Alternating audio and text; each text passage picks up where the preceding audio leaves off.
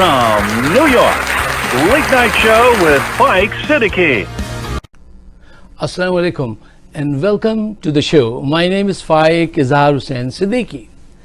साहिबों, जैसे जैसे भारत अफ़गानिस्तान में फंसता जाएगा वो पाकिस्तान में दहशतगर्दी, बम धमाके और ड्रामे जो है वो तेज़तर करता जाएगा। उसकी ख्वाहिश है कि पाकिस्तान किसी तरह अफ़गानिस्तान से उलझ पड़े। नंबर 2, पाकिस्तान की इकॉनमी जो है उसको नुकसान पहुंचाया जाए, सी पैक को तबाह किया जाए, जिसकी तरफ बहुत सारे इन्वेस्टर आ रहे हैं दुनिया से। उनको बताया जाए कि इस मुल्क में तो अमन व अमान नहीं है, आप यहाँ कहाँ आ रहे हैं, ये ख्वाहिश है उसकी। अच्छा, अब इसके बहुत सारे सबूत हैं। मसलन चीन के सफ़ीर पर कातलाना हमला, अफ़गान सफ़ीर की बेटी के अगवा का ड्रामा, दासू डैम के इंजीनियर्स का कत्लेआम, लाहौर में कार बम धमाका, ये सब बातें जो हैं वो प्रूफ हैं। मतलब ये कोई फिक्शन नहीं है, ये सारे प्रूफ हैं। अच्छा, यहाँ पे 2 बातें अहम हैं। पहली बात ये कि ये सोचिए कि ये कार्रवाइयाँ कौन करा रहा है। ये कार्रवाइयाँ चाइना या बांग्लादेश तो पाकिस्तान के खिलाफ नहीं करेंगे, श्रीलंका, भूटान तो ऐसा नहीं करेंगे, ईरान तो ऐसा नहीं करेगा। यकीनन ये काम जो है वो अफ़गानिस्तान के ज़रिए भारत कर रहा है। यहाँ पे दूसरी एक अहम बात जो बहुत ज़रूरी है, जिस पे आज हमको तवज्जो देनी है, जो आज का टॉपिक है, वो ये है कि देखिए, जब तक के अंदर का कोई बंदा पाकिस्तानी उनके साथ नहीं मिलेगा वो ये धमाके नहीं करा सकते। हमें इस तरफ ज़रूर तवज्जो देनी चाहिए। अच्छा, लुक, भारतीयों की कार्रवाइयाँ जो हैं वो अब तेज़तर होंगी। उनके जो स्लीपिंग मोड में जो उनके लोग थे यहाँ पे, उन्होंने सबको जो है रकम पहुँचानी शुरू कर दी है और वो जो है अब तेज़तर हो जाएंगे। अच्छा, तरीक़ा कार क्या हो, इस पर बात करनी है। देखिए, धमाके हो रहे हैं, इस पे तो बहुत सारे दोस्त बात कर रहे हैं, उसकी तफसीलात बता रहे हैं। आज हम बात करना हम भी बात करते हैं उस पर। आज हम बात करना चाहते हैं कि रूट कॉज क्या है, जो बिल्कुल रूट है उसको टच करें और एजुकेट करें अपने आप को। क्यों? इसलिए कि पाकिस्तान में ये जासूसी के बगैर ये काम हो नहीं सकता। पाकिस्तान की अंदर से कोई हिमायत करता है, और हमने क्या किया है कि ये सारा काम जो है वो ISI को सौंप दिया है कि बस आप टेक केयर कर लें सब चीज़ों की। नहीं, अगर आपको पाकिस्तान की हिफाजत करनी है तो हर शहरी को विजिलेंट होना पड़ेगा। हर शहरी को जो है वो अपनी खुद मुख्तारी पे नज़र रखनी होगी, अपने इर्द गिर्द पे नज़र रखनी होगी, वरना ये काम और नहीं हो पाएगा और ज़्यादा मसाइल होंगे।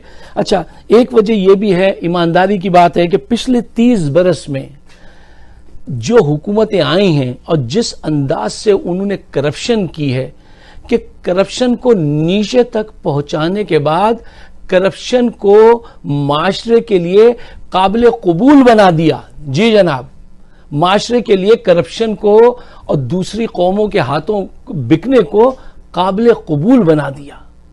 ये बहुत बहुत बड़ा नुकसान है जो इन हराम, देखिए मेरे मुंह से निकल रहा है, हरामजादों ने किया है, जो 30 साल से हुकूमत कर रहे थे, इन बदमाशों ने किया। अगर मेरे मुंह से कोई ऐसा लफ्ज़ निकल जाएगा तो फिर लोग मेरे पीछे पड़ जाते हैं कि आपने ऐसा लफ्ज़ क्यों कहा, जबकि ये दे डिज़र्व इट, कि हकीकत तो यही है। तो लेट्स से कि इन बदमाशों ने जो ये काम किया है 30 बरस में, कि करप्शन को काबिल कबूल बना दिया सोसाइटी के लिए, वतन फरोशी को काबिल कबूल बना दिया, इसकी डिटेल में आगे चल के आपको बताता हूँ। अच्छा, अब आइए इस तरफ के मैं आज जिस तरफ आना चाहता हूं, जो बात आपके सामने रखना चाहता हूं, वो ये है कि हमारे यहाँ ये कौन लोग हैं जो जासूसी कर रहे हैं, जासूसी की तारीख क्या है और हम इसको कैसे समझें। इस पे कुछ अहम नुकात हैं। एक बहुत अच्छा इंटरव्यू है जो मैंने पढ़ा था, वो मैं आपके सामने रखना चाहता हूं। जासूसी की तारीख पर उसके बैकग्राउंड पे एक बहुत उम्दा इंटरव्यू मैंने पढ़ा था, जो हार्वर्ड यूनिवर्सिटी का एक मैगजीन निकलता था, दी हार्वर्ड गैजेट, उसमें जो अब वेबसाइट है, पहले वो प्रिंट उसमें था, अब वेबसाइट की फॉर्म में है, उसमें छपा था। उसमें था जिसमें कार्ल वॉल्टन का इंटरव्यू किया था और इसके मुतालिक उन्होंने बहुत ही उम्दा डिटेल दी थी। अच्छा, ये तो बहुत बड़ा लंबा तवील इंटरव्यू था, जो मैंने क्या किया है कि पढ़ने के बाद उसमें से बहुत ही कुछ चंद पॉइंट आपके लिए तैयार कर लिए, सोच लिए कि आपसे बात करूंगा। क्यों? क्योंकि वो बड़ा लंबा है और इतनी हमारा टाइम जो होता है वो बहुत कम होता है।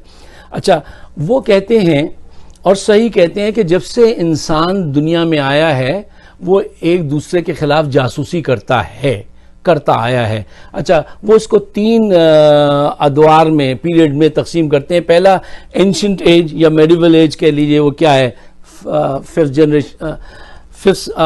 سینچری سے 15th سینچری تک, آپ اس کو قدیم سمجھ لیجئے, اینشنٹ ایج بہت قدیم زمانے کا, ٹھیک ہے, پہلا پیریڈ اس کا رکھ لیجئے. اچھا اس زمانے کے طور طریقے جاسوسی کے الگ تھے.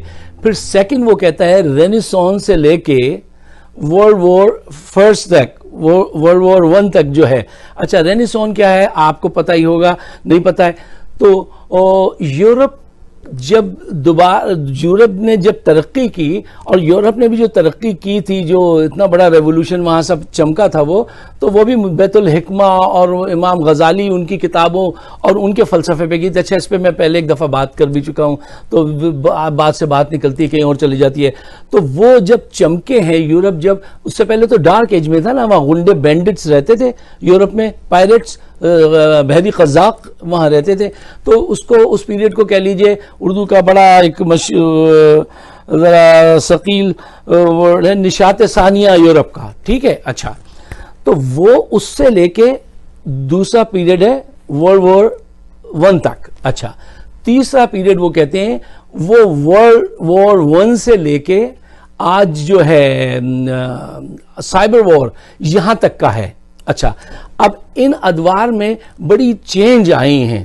پہلے جاسوس کسی اور حساب سے ہوتی تھی, آج اس کا شیپ کچھ اور ہے. مثلا دیکھیے آج اے آئی کا دور ہے, انٹیلیجنٹ ڈیٹا آپ جمع کرتے ہیں, ٹھیک ہے نا, تو ساری ٹیکنالوجی کا دور ہے. اور آج جو جاسوسی ہوتی ہے وہ اس حساب سے نہیں ہوتی ہے کہ آپ کے زمانے میں, ایک زمانے میں ہوتا تھا نا کہ وہ جناب جاسوس نظر آ گیا تو اس کا حال حلیہ ایسا تھا, آپ نے سمجھ لیا. نہیں, آج کا جاسوس تو بڑا ویل ڈریس ہوتا ہے, اس کو ساری انفارمیشن ہوتی ہے اور اس کو پکڑنا آسان نہیں ہوتا. اچھا اس سے پہلے کہ میں آپ سے بات کروں ڈیجیٹل ریولوشن پہ, ایک بات بہت اہم ہے, اس کو نوٹ کر لیجئے. وہ یہ ہے کہ دیکھیے 1400 جو ہے وہ اس کی بڑی سگنیفیکنٹ ہے. کیا 1400 میں کیا ہوا تھا؟ پرنٹنگ پریس ایجاد ہوا تھا گٹنبرگ غالباً جرمنی میں, ٹھیک ہے. پوری دنیا میں ریولوشن آ گیا تھا اور مسلمان کہہ رہے تھے اس پہ قرآن حکیم کو پرنٹ نہ کرنا گناہ ہو جائے گا. اب یہ پھر میں چلا جاؤں گا اور پھر کچھ دوسری طرف بات نہ نکل جائے. اچھا وہ ریولوشن تھا پوری دنیا کے لیے, پرنٹنگ پریس کا آنا, پوری دنیا اس کے بعد بدل گئی. اب آج جو یہ ڈیجیٹل ریولوشن ہے, انفارمیشن ٹیکنالوجی جو ہے, یہ ایک نیا دور شروع ہو گیا ہے. اور اس دور میں اگر آپ نے اپنے آپ کو اپڈیٹ نہیں کیا اپنا سافٹ ویئر, تو آپ کچلے جائیں گے, مارے جائیں گے. اس کے لیے تعلیم چاہیے ہے, ٹھیک ہے نا, ول چاہیے کہ آپ تعلیم سیکھیں اور آگے بڑھیں. ایک بڑی اہم بات میں پہلے آپ کے سامنے رکھنا چاہتا ہوں اس سے پہلے کہ میں ڈیجیٹل ریولوشن پہ بات کروں. جی تو میں آپ سے عرض کر رہا تھا کہ جاسوسی ہر دور میں ہوئی ہے اور آج بھی ہے اور آنے والے کل میں بھی ہوگی. ایک بڑا دلچسپ قصہ میں آپ کو بتاؤں. ایک یہ امریکی پریزیڈنٹ تھے FDR, فرینکلن ڈیلانو روزویلٹ, بہت ہی عمدہ آدمی تھے اور وہ واحد امریکن پریزیڈنٹ تھے جو 4 مرتبہ صدر منتخب ہوئے.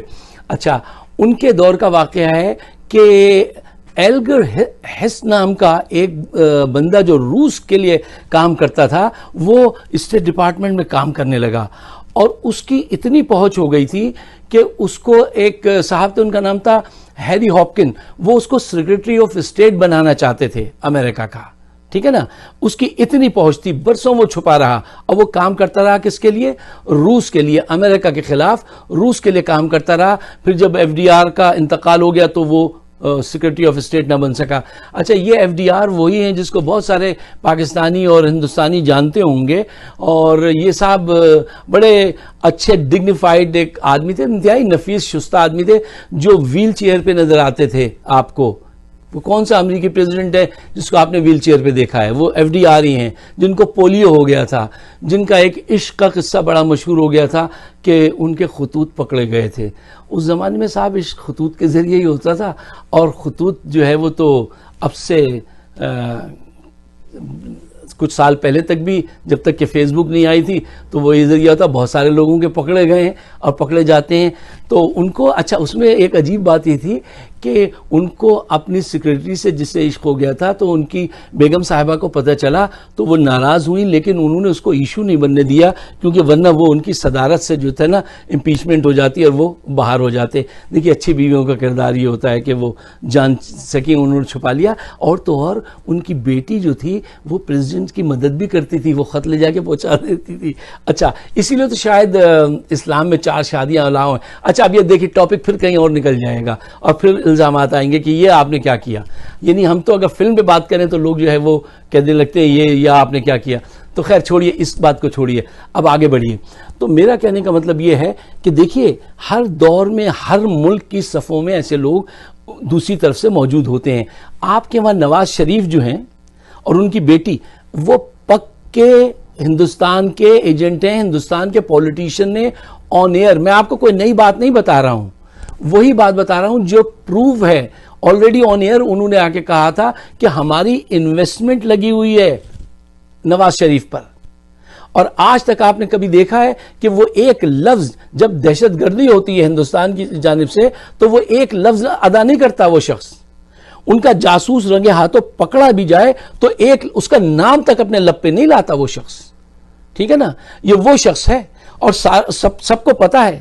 لیکن یہ اس قوم کی بدنصیبی ہے، پھر بھی کچھ لوگ جو ہے اس کو فالو کرتے ہیں. اور آئی ایس آئی ان کے پروف جو ان کے پاس موجود ہیں، آئی ایس آئی کے پاس تو بہت سارے لوگوں کے پروف موجود ہیں، وہ ثابت نہیں لاتے، ان کی اپنی کوئی حکمت ہوگی. اچھا اب واپس آئیے یہ کمپیوٹر ٹیکنالوجی کی طرف، ڈیجیٹل ریولوشن کی طرف. دیکھیے میں نے جیسے پہلے عرض کیا کہ وہ ہمارے بچپن میں وہ جنگ ہوئی تو میں اور میرا دوست تھا چھوٹا، بڑے کم عمر تھے، ہم جاسوس تلاش کرتے پھرتے تھے محلے میں کہ کہیں کوئی ایسا حالولیے والا نظر آئے. آج یہ جاسوس آپ کو کہاں ملیں گے؟ یہ اس حالولیے میں نہیں ملیں گے، یہ آپ کو آئی ٹی میں ملیں گے، کمپیوٹر ڈپارٹمنٹ میں ملیں گے، آپ کے جسٹس ڈپارٹمنٹ میں ملیں گے. پاکستان کا کوئی شعبہ ایسا نہیں ہے جہاں پہ جاسوس موجود نہیں ہیں. آپ کا میڈیا، آپ کی عدلیہ، آپ کی ایڈمنسٹریشن، آپ کے پروفیسرز، ہر جگہ پیڈ لوگ ہیں اور بڑی بڑی رقمیں جو ہیں وہ ہندوستان سے ان کو ملتی ہیں. اور یہ کس کی ذمہ داری ہے؟ یہ ہر شہری کی ذمہ داری ہے کہ وہ امن کی خاطر جو ہے ان پہ نظر رکھے، اور جیسے ہی کسی کو دیکھے کہ وہ کوئی غلط بات کر رہا ہے تو کیا کرنا چاہیے؟ وہ کہتے ہیں نا if you see something say something. تو کچھ کہیے لیکن ایبرپٹلی نہ کہیے، بہت خاموشی سے دھیرج کے ساتھ جا کے کسی کو بتائیے کہ دیکھیے یہ صاحب جو ہیں یہ ایکٹیویٹیز کر رہے ہیں. تو یہ وقت ہے کہ آپ اس ٹیکنالوجی کو سمجھیں، اس پروپیگنڈے کو سمجھیں کہ جو دشمن آپ کے ساتھ کرنا چاہتا ہے اور اس کو کیسے ہینڈل کیا جائے. آپ کو جنگ نہیں کرنی ہے، میں اس کا پریچ نہیں کرتا ہوں، جنگ سے بچنا ہے، میں یہ پریچ کرتا ہوں. کیسے بچنا ہے اس کے آپ کو اپنی ذمہ داری جو ہے اس کو محسوس کرنا چاہیے. اگر آپ میرے خیالات سے اتفاق کرتے ہیں تو برائے مہربانی اس کو شیئر ضرور کیجیے. آپ سب کا بہت بہت شکریہ.